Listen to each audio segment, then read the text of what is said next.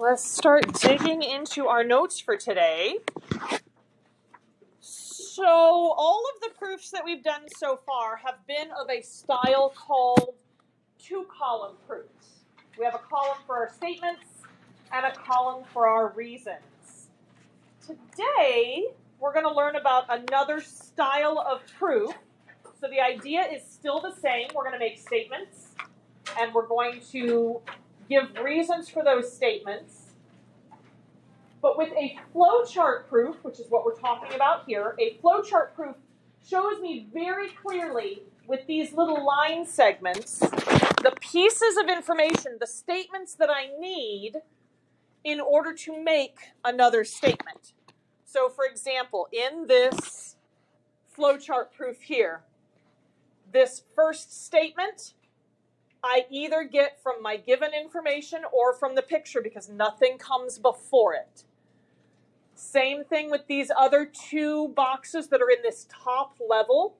Nothing is coming before it, so that means that statement is coming from either my given or based on the picture.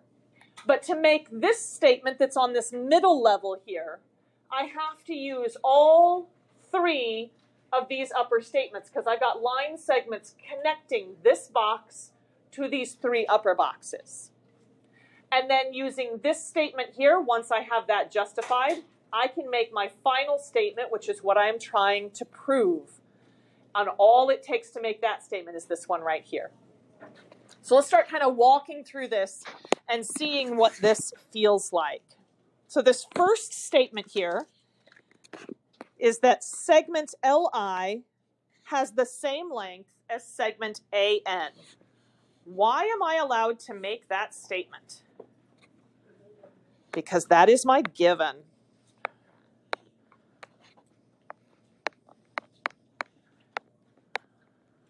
Beautiful. All right, let's go over to the center box then. It says LA plus AI equals LI. I know this isn't coming from my given because this is what my given is, so it must be coming from the picture. It must be something that I am allowed to assume based on that picture. What does LA mean? The measure or the length of LA. And what is this object? It's a line segment. So we're going to take the length of a line segment and we're going to add it to AI. What is AI? The distance between dot A and dot I. Yep. It is the length of another line segment. So I'm taking the length of this line segment plus the length of this line segment, and it says it's equal to LI, which again is the length of a larger line segment here. Why would I be allowed, what reason from that red paper could I use to take the measurement of one line segment plus the measurement of a line segment right next to it, and when I add those together, I get the length of a larger line segment? Absolutely correct. Segment addition postulate, yes.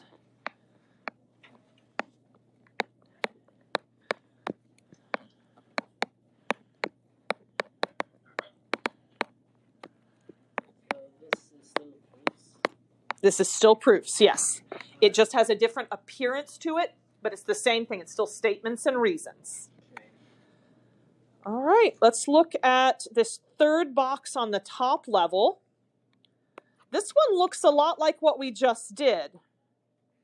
What is AI in the picture? Yep, that is the length of line segment AI. What about IN? Same thing, it is another line segment. And then AN is a larger line segment. So one line segment plus the line segment right next to it gives me the length of the larger line segment. What are we using, to say that? Segment addition postulate again.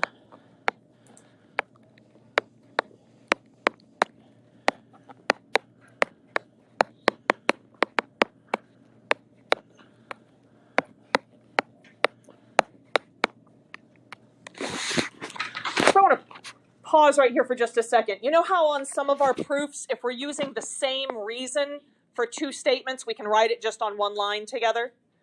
I can do the same kind of thing in a flowchart proof. I could have put both of those statements in one box because they have the same reason. Or I can split them up into separate boxes. I can write them on separate lines in a two-column proof. There's nothing more right or wrong about which way you choose to do this. It's just a personal preference kind of thing. All right, now we're going to use all three of those statements. Li equals An, and then La plus Ai equals Li, Ai plus In equals An. I have to put all of those things together so that I can make this statement right here. Let's see if we can figure out where this is coming from. La plus Ai. Where do I have that up above? In which box? Left, middle, or right? In middle. La plus Ai. And that's the same as what? It says it's equal to what? It's equal to Li. Well, where else in these top boxes do I have an Li? In the given, right here. Over on the left-hand side, well, look where this ended up. La plus Ai is on the left-hand side of an equal sign. So I took the Li out of my given, and I replaced it with La plus Ai, something that has the same length or the same measurement. What about the other side of this equal sign? This Ai plus In? Where did that come from? The given has Ai plus In? Comes from this third box over right here. But it's taking the place of what? Yep. Yes. This Ai plus In is replacing a piece of my given information, An. Why would I be allowed to make replacements like this? Substitution property.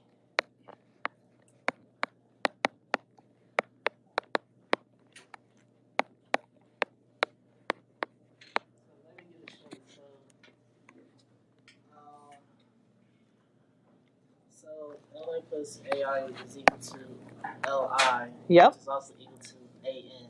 Yes. Which is equal to Ai plus In. That's absolutely correct. Yep. We have a whole bunch of things that have these equal relationships. Yep. All right. We've been trying to prove that LA is equal to IN. The length of segment LA, this one right here, is equal to the length of segment IN, this one right here. And so that's my final statement here, LA equals IN. And it says that the only thing that I needed to know before I could make this statement is what came in the box right before it. So over here on the left, I see LA. Is that on the left-hand side in the box right above it? Yes, LA right here. What about the IN that's on the right? Is that on the right side in the box right above it? Yes. But there's some stuff up in that box right above my last one on that middle level that I didn't bring down.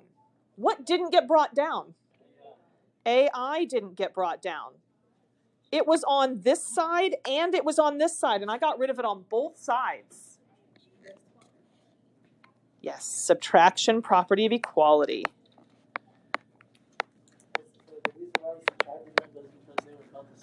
Mm-hmm. So because of that, LA is equal to IN. Yes, the length of segment LA is equal to the length of segment IN. And the reason was that we knew up here LA plus AI is equal to AI plus IN. Since I had the same thing on both sides, I could take it away from both sides, and that equality still holds. Absolutely correct. Very nice work on that first flowchart proof. Let's flip the page. We're going to go over to page 15 now. And we're going to try our hand at another flowchart proof. So one of the things that I want to pause here and say before we get into this is, depending on personal preferences, some people might prefer writing a two-column style proof because their brain kind of thinks in this logical two-column type of way. Other people like to see these visual diagrams. I want to know what I'm using to make this other statement here. That's why we have a different style of proof. Any proof that I can write as a flowchart, I can write as a two-column. Any proof that I can write as a two-column, I can write as a flowchart. If I was deciding to write a flowchart proof and it wasn't already drawn out for me, I would decide how many boxes I was going to have and which boxes connected to which other boxes. Here, I've got the boxes laid out for us, and we're going to fill in both the statements and the reasons here. Do you remember on the two-column proofs, sometimes we didn't use every single line that we were given? Yeah. With a flowchart proof, if I have printed that for you with all of the boxes, we're going to use all of those boxes there. I'm not going to try to trick you on a flowchart proof and say, oh, you didn't need all of those. You will need all of them. So let's kind of start walking through this. First thing I notice about this particular two-column proof is that I have two boxes on my upper level, two boxes that either are coming from my given information or they are coming from the picture. Technically speaking, it doesn't matter which box I put my given information in and which box I use to talk about my picture.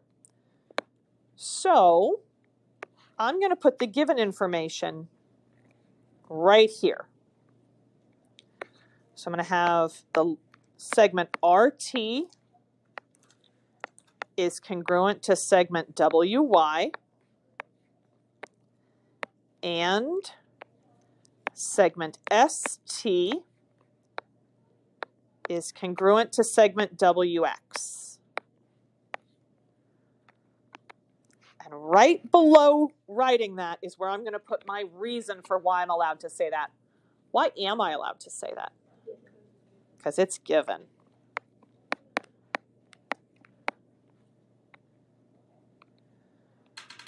All right. And then I want to do this box next, because again, this is something that I don't need any prior justification for. This is something that I am allowed to assume based on the picture. Well, what is this? It's a line, close. It doesn't keep going on, it stops. Oh, line segment. It's a line segment. I did forget that because isn't like with the line that's infinite, though the line segment it stops at a certain point because it has arrows. That's exactly correct. Lines continue on forever because they have arrows. Line segments have places where they stop. Yes, they have endpoints. What's a statement that I could make about this line segment?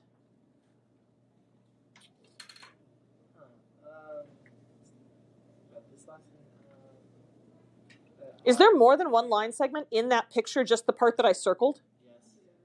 How many line segments are there? Two? Two small ones. Can I put them together and get a larger one? Yes. What are the two smaller ones that I could put together? RS together with ST. And if I put those two together, I get what longer line segment? RT. So that's something that I can say about this picture, that the length of segment RS plus the length of segment ST gives me the length of segment RT. Could I make a similar type of statement about this bottom line segment? Yes. Yes, what could I say there? WX plus XY equals WY. My reason for both of those statements is going to be exactly the same.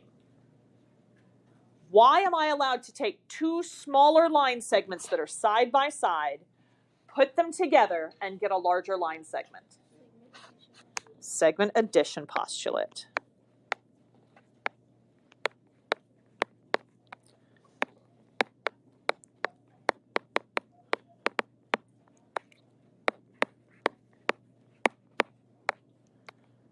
Nicely done. Okay. I see two arrows coming off of my given information. That means there are two different things that I can say based on what they gave me. If I know, let's look at this one first, just because. If I know that segment ST is congruent to segment WX, what else do I know about those two line segments? They have the same length. They have the same length.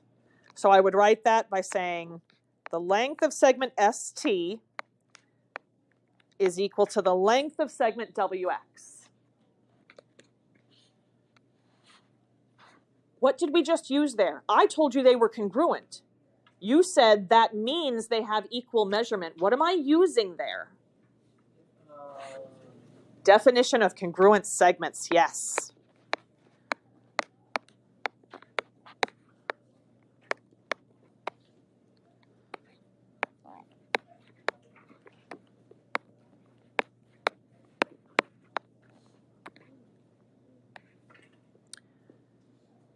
Could I make a similar statement about RT and WY?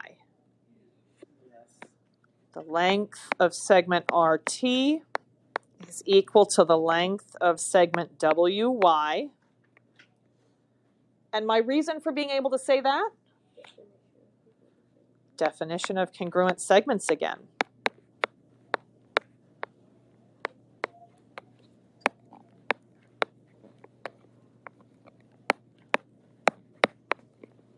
Because it used the same reason, could I, if I wanted to, written all of that in just one box? Yes. Yes. Same reason means I could put it in the same box. All right. Next thing I notice here. There's an arrow that goes from just this box and just this box down to this one here. So I'm going to use this information and this information to make my next statement. Let's look at what we've got in red. In red, it says that RT equals WY. Do I know something that's the same size as segment RT? WY. Anything else? RS plus ST, and that uses information from my other box here. So I can replace RT with RS plus ST. I'm going to drop my equal sign down. Do I know something that is the same size as WY? WX plus XY. You're right, RT is the same size, but if I look over in this other box that has the other arrow, I see that WX plus XY is the same size. So why we like, I don't know how to phrase this, but pretty much why are we doing the same RS plus ST and WS plus SY equal to each other? That is a very good question. Let's look at what our prove is. What are we trying to show in the end? In the end, I want to show that RS is congruent to XY. Well, here in this box, I did not have RS or XY. And I didn't over here either, right? But over here, I had something about RS, and I have something about XY.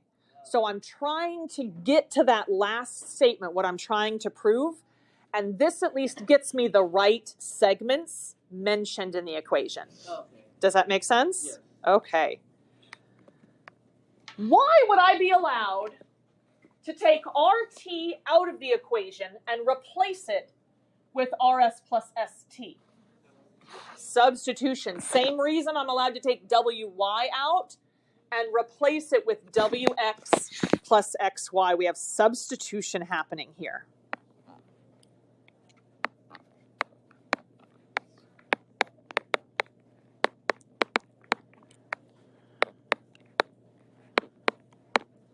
All right, we've got 3 more statements with 3 more reasons.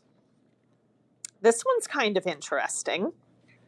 I see an arrow that is coming from this box over here. See, it's pointing down here. And this box over here is also pointing down here. So I'm going to use stuff from that left-hand box and the right-hand box to make a new statement. ST is equal to WX, right? That's what it says in this box right here. Do you see an ST over here? Yes.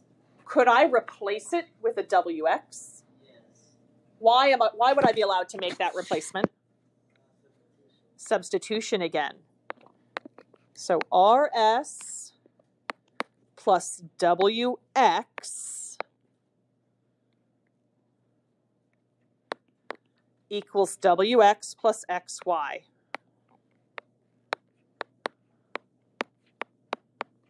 And you said the reason we could do that was substitution.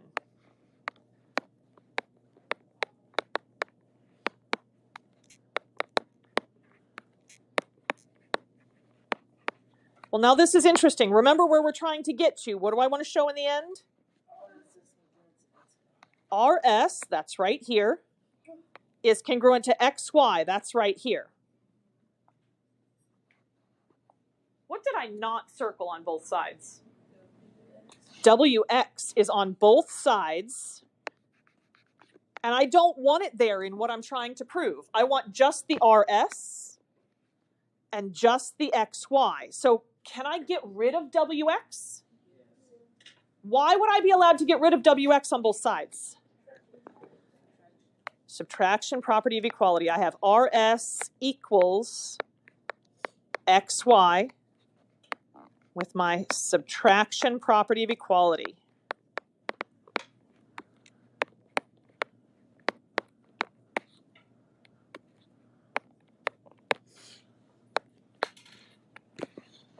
But I wasn't trying to show that their lengths are equal. I wanted to show what about these 2 segments? That they are congruent. I want to say that segment RS is congruent to segment XY. But that's not what I had in the box before it. This arrow right here shows me that my statement is coming completely from right here. If I know those 2 segments have equal measurements, equal lengths, are they actually congruent? Yes. How do you know? What are you using to be able to justify that? Definition of congruent segments.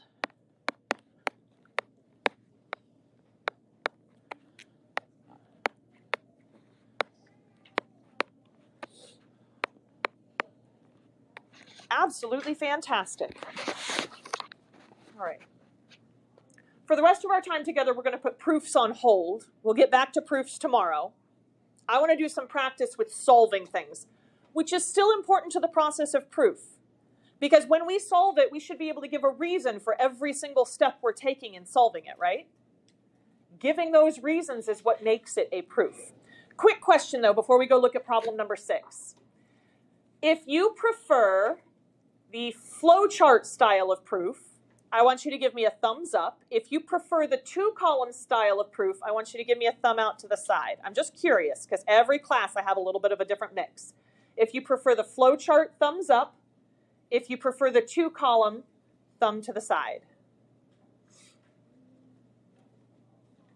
Interesting. Yeah, it comes out to be not quite 50-50 in each class, but there's some people whose brains work better with this flowchart style, and there's some people whose brains work better with the 2-column style. There's nothing wrong with either style of proof. There's a third style of proof that we're not really going to get into called a paragraph proof. In a paragraph proof, you would take what we're showing here with our statements and reasons and you would turn them into sentences. So instead of having a box like this, it would say something like, we know that segment RT is congruent to segment WY, and segment ST is congruent to segment WX because that was given, period. and then we would have another sentence for the next statement and reason pair that we want to make. So you could write it all out in sentences. Some people prefer that, especially my English people, like people that prefer English over math. They like writing things out in sentence form. There's nothing wrong with any of those styles of proof. All right, but like I said, we're going to switch gears. And this should look kind of familiar. We had problems like this back in Module 2. It says angle 4 is 4 less than triple the measure of angle 2. Whew, before I go read any more sentences, let's break this one apart and see what it's saying. All right, so angle 1 is. When I see is, that's a signal word for me that I need an equal sign. So the measurement of angle 1 is equals 4 less than. When I see this wording, does this mean 4 minus something, or I'm going to take something minus 4? Something minus 4. Okay, so I'm going to write that down. I need something, take away 4. Triple. What does triple mean? 3 times. So multiply by 3. And whatever comes after this word triple is what I'm multiplying by 3. The measure of angle 2. Do we know how big angle 2 is? What could I call it? X.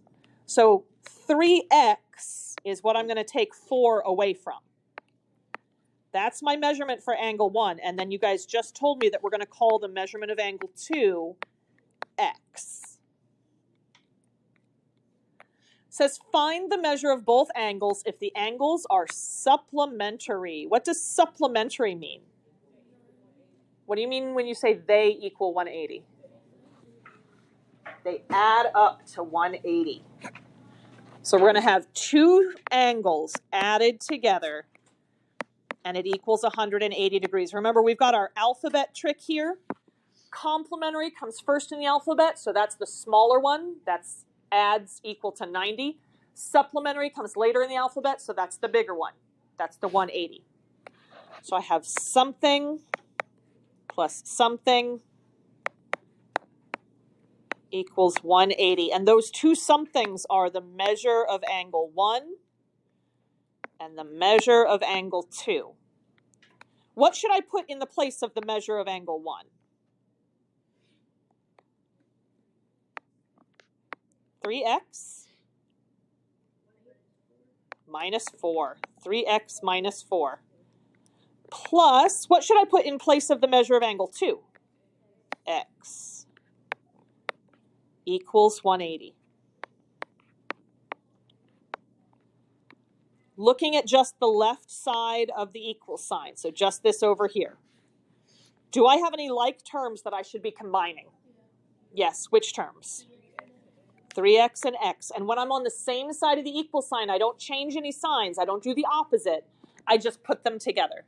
What do I get when I put 3x and x together? 4x. So I have 4x minus 4 equals 180. And then I'm going to add 4 to both sides. So I get 4x equals 184. Then finally we do what? We divide both sides by 4. Grab a calculator. Cell phone calculator is fine. That means x is how big? I think it's a little bit bigger. I got 46. X is 46. What did they ask me to find in this problem? Did they ask me to find x? What does it say? Find the measure of both angles. Well, what did I just find by finding x? Angle 2. So the measurement of angle 2 is 46 degrees. I'm going to put degrees on this because it's the measurement of an angle. And then I'm going to do the same kind of thing for the measurement of angle 1. The measurement of angle 1 is equal to 3 times x, so 3 times 46 minus 4. And then I'm going to pop that into my calculator. 3 times 46 minus 4.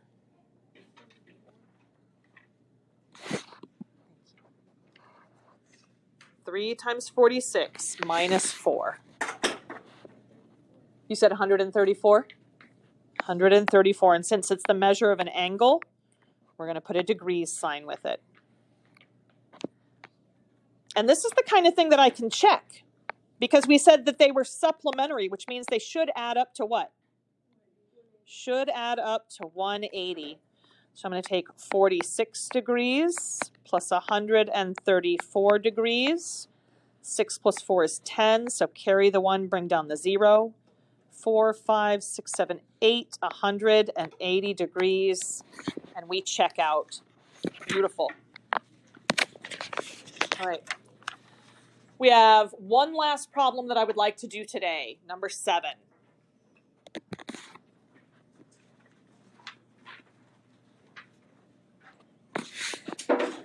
Number 7 starts off by telling me that the measurement of angle LKM, let's go find that on the picture. LKM,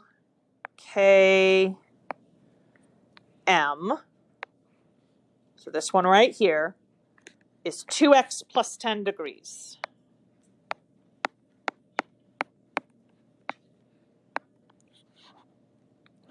And the measurement of angle MKN, this angle right here that is adjacent to it, they share a side, is 3x minus 15.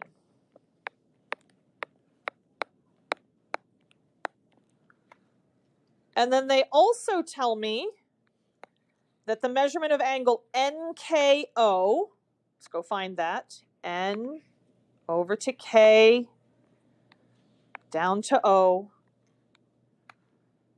is 7y minus 14 degrees.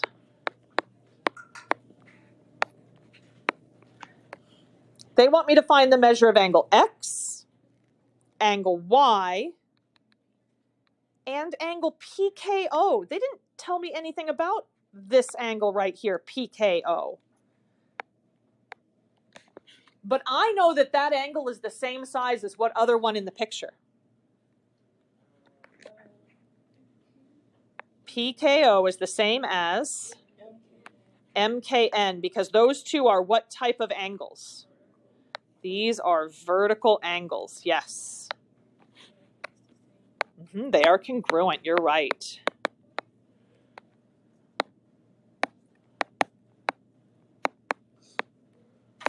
So if I can figure out how big angle MKN is, then I have my answer for PKO. What do I need to know to figure out MKN?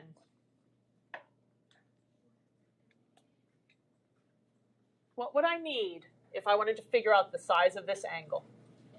I need X. So let's look at how to find X first. There's something in this picture that I didn't mark but is really important. What'd you say? The 90 degrees right here. Angle PKL is 90 degrees, which means what other angle up here also has to be 90 degrees? LKN would also be 90 degrees.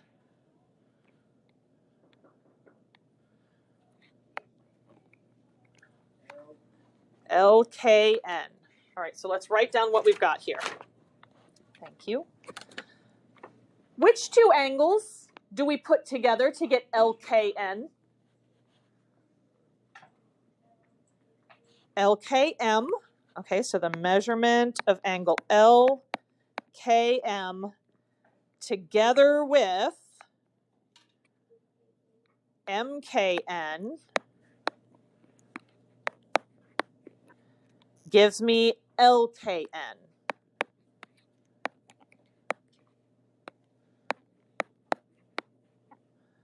Perfect. What can I put in the place of LKM? 2x plus 10. Plus, what can I put in for MKN? 3x minus 15. And what can go in for LKN? 90, because it is a right angle. All right, looking at just the left, just all of this over here on the left side of the equal sign. Are there any like terms that I can put together? 2x plus 3x. What do I get when I put those two together? I get 5x. Are there any other like terms that we can combine? 10 and a negative 15. What is 10 minus 15? Negative 5. So 5x minus 5 equals 90. All right, let's solve this for x. We're going to add 5 to both sides. So 5x equals 95. And then I divide both sides by 5. And that means x is what? X is 19. All right, so we found one of the things they wanted us to find. We found x. And now that I know x, which other thing that they wanted me to find is really easy? Y? Oh, wait, no. PKO. PKO. I can find y with what I just found, and that won't be hard either.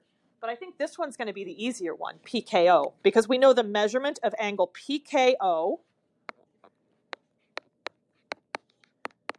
Oops, forgot the O. PKO is equal to the measurement of angle MKN,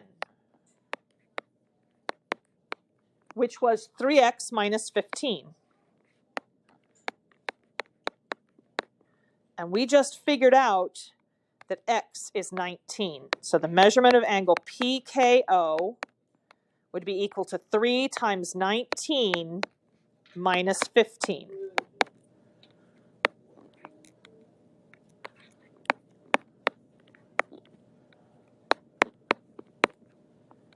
So how big is PKO? Yes, PKO is 42 degrees. So instead of a question mark, I can replace that now with 42 degrees. And now I need to find y, which means I need to make a relationship between this angle and something else that's up here.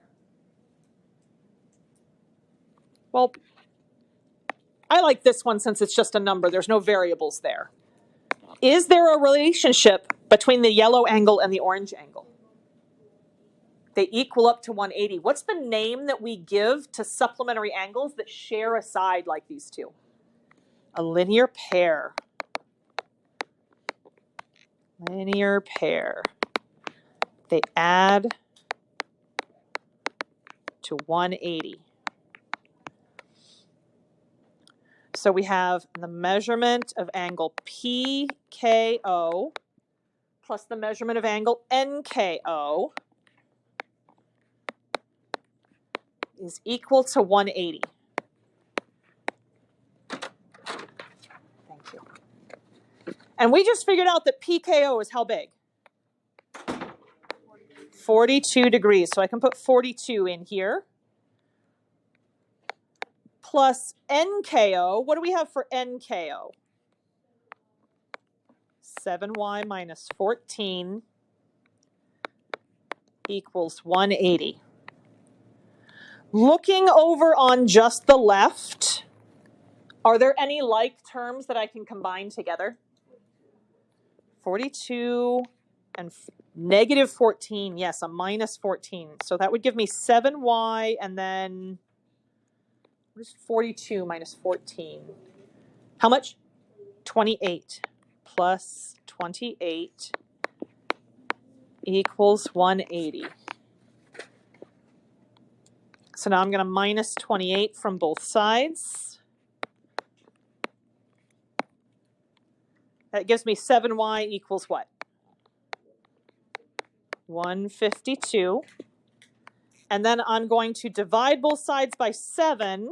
Does this come out pretty? No. So my exact form of my answer would be 152 divided by 7 Or I could change that into its decimal form. What would that be in its decimal form? 21.714, yes. If we take it out to 3 places, 714. So that is both the exact answer and the rounded answer. Depending on the directions in the problem, I might give the exact answer if it said I needed to. If it didn't say it had to be exact, then I'm okay to give the decimal. Or if it says to round your answer, then I can give the decimal. But if it wants an exact or a precise answer, then I have to give the fraction since it didn't come out to something nice and pretty. All right. Can anybody tell me what you need for tomorrow? Homework is due for tomorrow. What else happens tomorrow? Grades, yes, and skills check. We have our second skills check of the module tomorrow. We will also be doing some more proofs tomorrow. So homework, proofs, skills check. Monday, we're going to finish up the entire module. We'll be done with the whole module on Monday. Last homework will be due on Tuesday. Tuesday and Wednesday, we will review for your test. And the test will be on Thursday next week. The 19th is when your test is.